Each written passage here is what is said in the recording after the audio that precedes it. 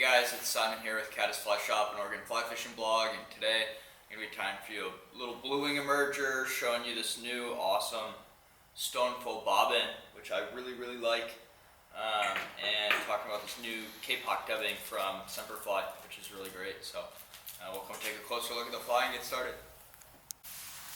So taking a closer look at this fly here, this is using EP trigger point fibers back here.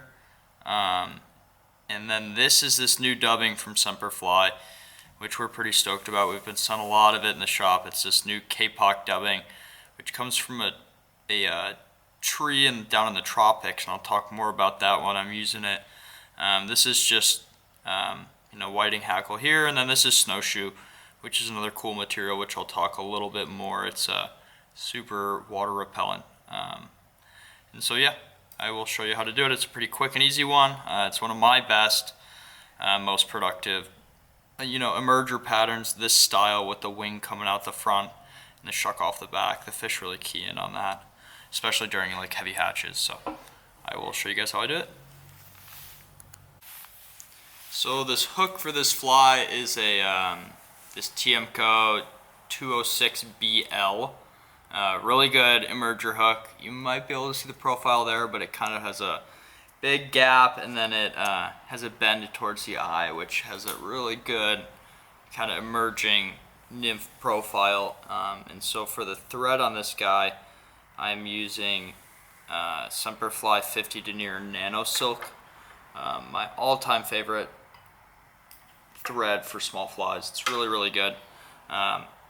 On this fly specifically and other really small flies, the name of the game is to be very careful of your thread wraps, and less is more material wise. So that is just something you got to be mindful of if you want to keep the slim profile. This bobbin too, if you're looking at this bobbin wondering what it is, this is Snowshoe's new tension bobbin. It's called the Steel Tech bobbin. It comes in two sizes. We'll be doing a video on it. I've been kind of trying it, and I really like it. It feels like royalty in your hands. It is super nice, has a great feel, and I'll go more in depth on that in another video, but if you were wondering, that is what this bobbin is. For the shuck, what I'm using is this EP trigger point fiber in March Brown. It's often what I use for shucks. That, or I like to use marabou sometimes if I really want the fly's butt to drop into the water. But this is a very good option for shucks, for emergers and mayflies or caddis, whatever. And so we're going to take these wraps down to the back here. And see, I'm spacing my thread wraps out here just because I really don't want to build up that extra bulk. I want to avoid that pretty much at all costs. And I'll actually bring the wraps back here to reduce even more, and then we're gonna do this dubbing. So this is Semperfli Kapok dubbing. This color is called Bluewing Olive. This stuff's pretty cool. It's this fiber from the husks, these seed pods of a Kapok tree. I did a little reading on it. This used to be filled with, it's super buoyant, and it used to fill sleeping bags and life vests in World War II. And basically these seed pods have all this kind of fluff in it, and that's how the plant disperses its seeds. And so it is super buoyant. Semperfli says it can hold 30 times its own weight in water. I really like it because it dubs extremely fine, but you gotta use it pretty sparingly and be careful about how you use it. But you can see these fibers just kind of come apart. It's pretty cool stuff. It's new to us at the shop. It was recommended to us by a customer, and we got it in, and it's been kind of selling like crazy. So less is more with this stuff, and it can dub extremely small dubbing noodles, which is really good for a fly like this. So I'm going to take just a little bit of it here and kind of dub it on, and start with less, because towards the back of the fly we want to build up that taper of the body. And you can see, you can hardly see this dubbing noodle on here, and it's really light stuff. and it works really great. We'll cut the back of the shuck to get this out of our way. We can always cut it shorter after. And you can see the cool thing about this stuff is it dubs so tightly that you actually get this like ridged body effect, which is really cool. If you do touching wraps of this dubbing pretty tight all the way up, you get a really pretty cool effect. You just got to be kind of careful about how much you use, and you always start light. You can always go over it with more layers, just because of the nature of the dubbing. It dubs over itself pretty easily. It always forms a very tight noodle if you dub it on right. If you don't, and you just grab a big clump and try to put it on, it's not going to stick very well. You kind of got to pull it apart a little bit. It's an extra step that I do with pretty much every dubbing. That makes a big difference, I think. But yeah, this is my #1 favorite dubbing right now, especially for little flies. We haven't had a whole lot of dry fly fishing here locally for me to test the buoyancy of it, but I do trust them. Semperfli makes great stuff, and I'm excited for some hopefully warmer weather. I can catch a little bluewing hatch and see how this dubbing works exactly. And so next, what we're going to do, we'll put a tiny little bit more on here. Next, what we're going to use is this snowshoe rabbit foot.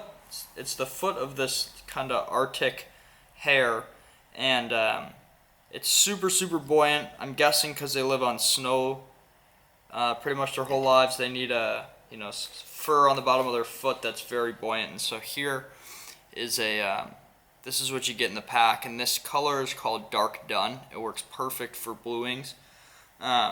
And something that helps quite a bit is if you have one of these underfur combs to kind of brush this hair out. And then you'll just take a very small clump of it. Again, on this fly, the less material you're using, the better off you're going to be, so you're not crowding yourself. And I'm just going to take a very small cutting of this snowshoe rabbit, and that'll be our wing. And this stuff's pretty crazy. It sheds water super, super fast. It's all around like a really great wing material, or you could probably use it for a shuck if you want one that's really dry. The trick though with it is just you can't use a whole lot, especially on a fly this size. On a larger fly, you can use a whole lot more, but you just don't have a lot of real estate on this fly. So I try to keep this down to a minimum. And you'll notice I left a large amount of space here. The way I tie these is I like to leave a lot of space towards the eyelet. So I'm going to clamp this hair down, behind the eyelet a little ways, and that'll give me some room to work when I'm finishing the fly up. And so I'm going to bring touching wraps back to where my dubbing ended, right about here. We're just going to have a small section of hackle. I'm going to trim off this excess. This will provide some additional flotation right here, and kind of we'll see about straightening this hair out a little bit. Perfect. So now that we've got all these stragglers of hair clipped, we've got our emerging wings right here. We're going to take a rooster feather. You can use saddle, you can use cape. In this case, I'm using a cape. This is a light dun from Whiting saddle.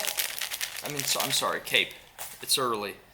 And we're going to tie it in here. This is a size 18. If you don't know how to use one of these hackle gauges, it's really helpful for tying consistent patterns, but you could see most of them have a little knob, and it'll show you how long the fibers are. And so this is an 18. A 16 or 18 would do. Something smaller is better.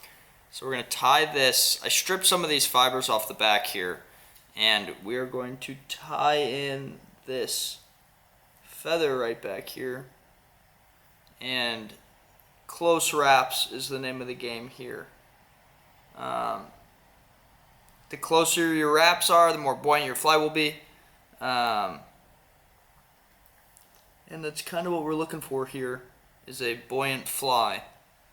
And so we're going to cinch that off. You don't need too many wraps, just a few. And we're going to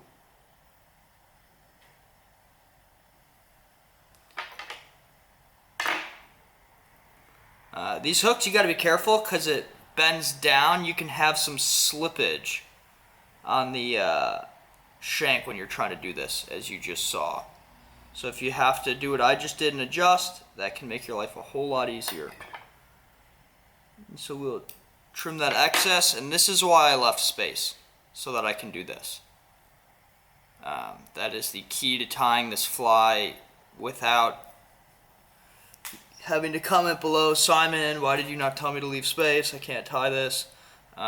You have to leave a little bit of space from where those wings are coming out, where that snowshoe is, or else you're going to be in serious trouble and not going to be able to finish it. So that'll give you some space to do this, and then it also pops the wing up and out a little bit instead of having it just shoot forward. So then this fly will be kind of sitting back is how I want it to sit. You can have it sit back even more if you use something like marabou that will just sop up water for the shuck. That will drop the butt of the fly into the water even more. But here you have a great blue wing emerger. I'm going to clip off the bottom just because I like it to ride a little bit more low in the film. And now I'm going to adjust it so you can see everything. It's forward right now. It's not going to ride like that, I promise. It's going to ride more like that in the water with this little shuck below. The fish will see that and know that that bug is going nowhere and it's an easy meal. So, let us know how it works. I already know it works, but you can tell me how it works where you live. And we'll see you next time. Thanks.